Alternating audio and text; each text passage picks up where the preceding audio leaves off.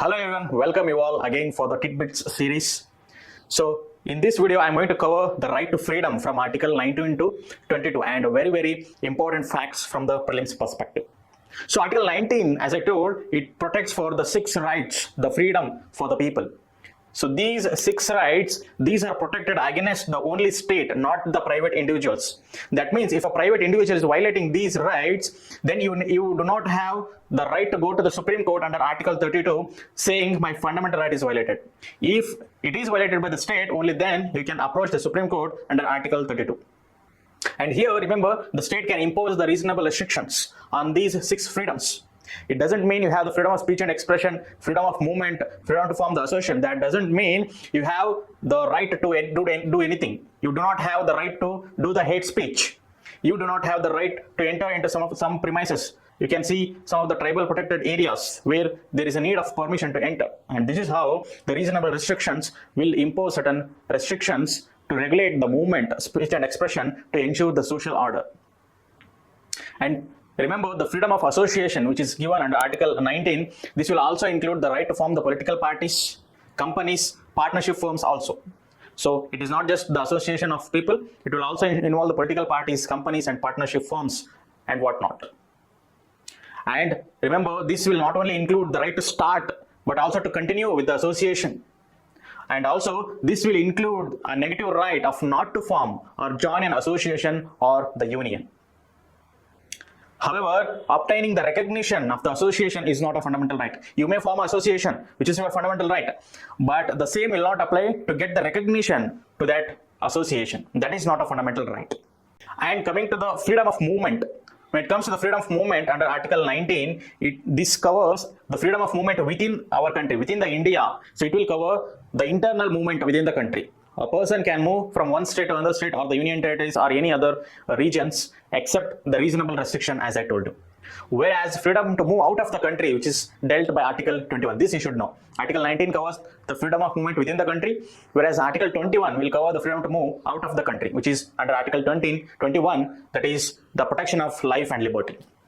And when it comes to freedom of profession, here the state can have monopoly of trade, either it is complete or partial.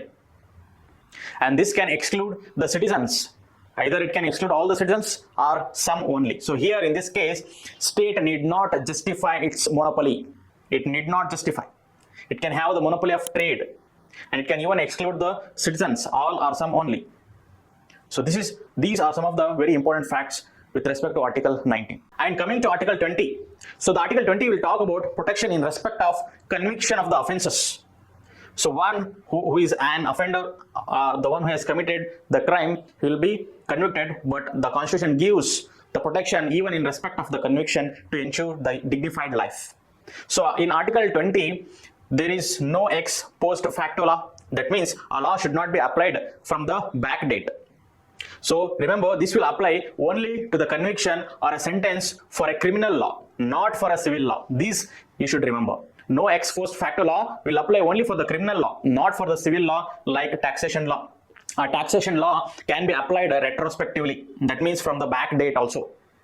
And second is no double jeopardy. That means a person should not be convicted or punished for the same offense more than once. The same offense which is committed by a person, he can be punished once, should not be punished for the same offense more than once. That is what is no double jeopardy is. And again, this will also apply to the criminal laws, not for the civil laws.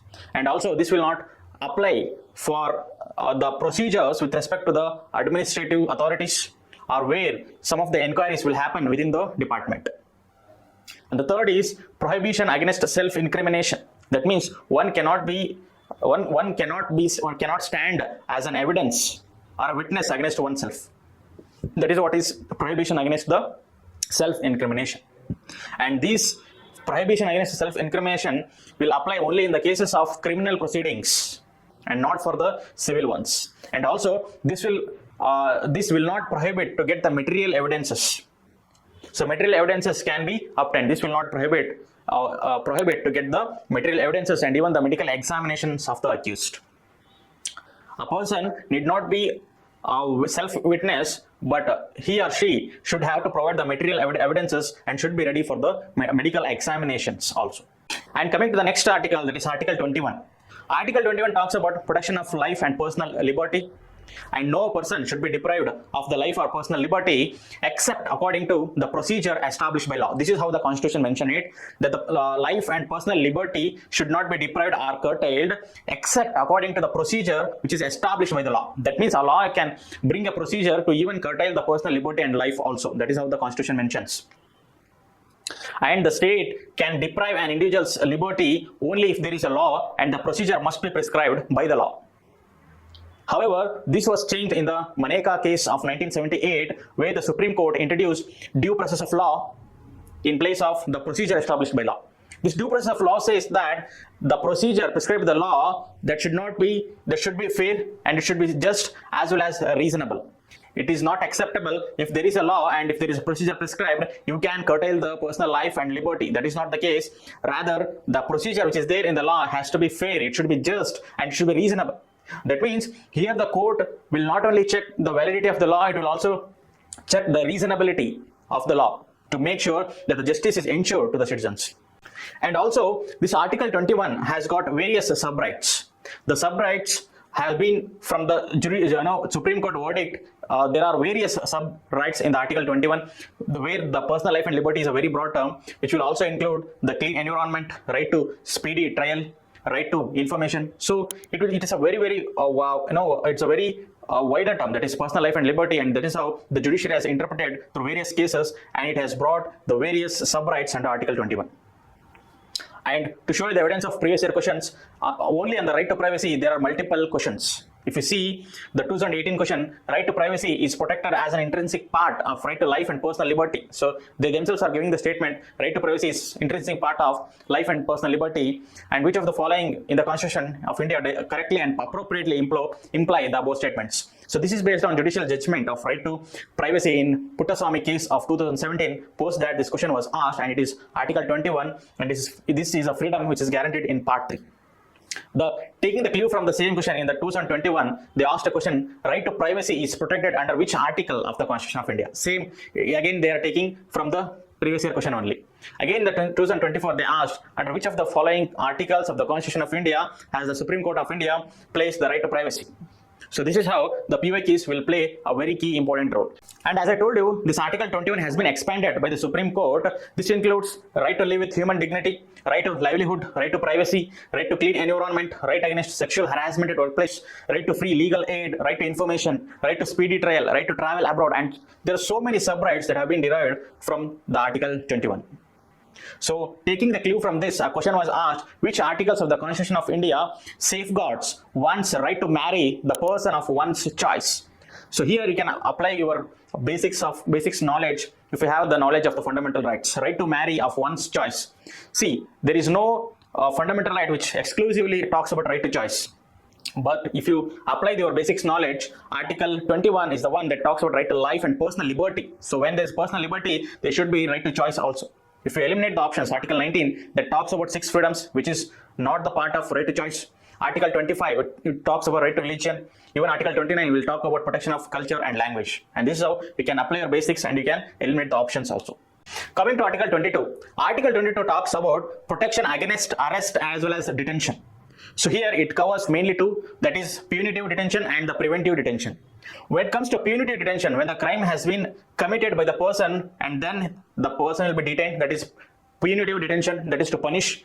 Preventive detention, that means when there is a likely chance of a person to cause the crime, that is this step will be taken before the commission of the crime. Whenever there is suspicion on a person, during that time, to prevent any such disorder or the crime, such a person can be detained, and it is called as the preventive detention. Under this Article 22, the punitive detention will not apply to the orders of the court, to the orders of civil arrest, or on failure, or the arrest on failure to pay the income tax. That means this punitive detention will not be applicable when it is an order by the court or a civil arrest, or when the arrest is made on failure to pay the income tax. But it will apply to the act of criminal or the quasi-criminal natures, or the act which is prejudicial to the public interest. So only in these cases, these provisions of punitive detention will apply. And remember this fact that this preventive detention law, where the parliament can only make the laws with respect to the defense, foreign affairs, as well as security of India. So with respect to these, only the parliament that can make the preventive detention laws.